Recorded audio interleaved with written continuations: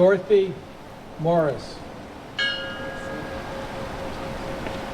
U.S. District Court Judge John Roll.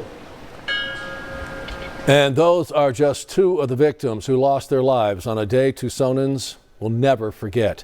Today marks the 15th anniversary of the tragic January 8th shooting in the northwest Tucson area that ended the life of 6 people and wounded 13 others, including former Congresswoman Gabby Giffords back in 2011. 15 years ago, a lone gunman shot 19 people as they were gathered at a Safeway store to speak with Giffords during a Congress on Your Corner event. Christina Taylor Greene, Dorothy Morris, Judge John Roll, as you heard mentioned, Phyllis Schneck, Dorwin Stoddard, and Gabe Zimmerman, all among those who tragically lost their lives that day. This morning, families of the survivors and victims gathered to remember those lost.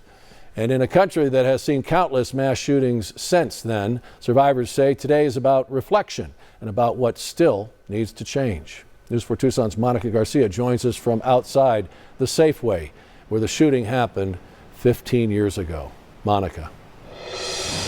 Hi there, Sean. We've been out here throughout the evening, and what we keep hearing over and over again from people who've been passing by, leaving flowers at the memorial you see right here behind me, is they cannot believe it's been 15 years outside the Safeway at Ina and Oracle where that shooting happened, where the memorial you see now stands. Survivors say 15 years later, this moment isn't about remembering what happened here, but reflecting on how the community has grown and really moved forward with their own initiatives. Two of the people who survived January 8th shooting, both shot in that attack, are Ron Barber and Pam Simon.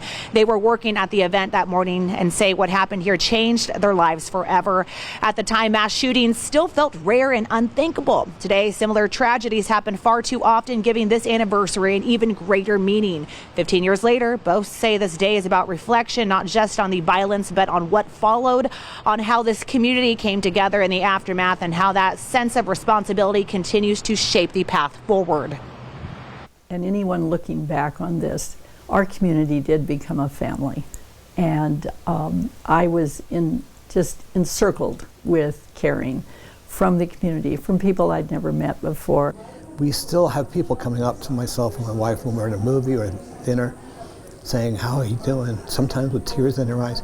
This is who we are, and we're not going to ever change because of the awful thing that happened by some crazy guy.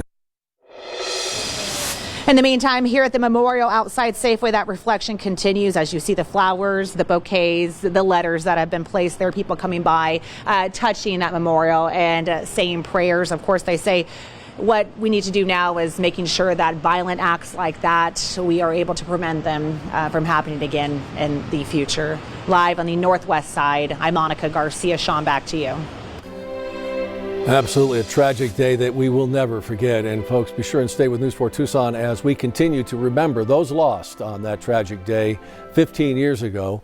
We'll bring you the very latest on air, online, and on our social media platforms.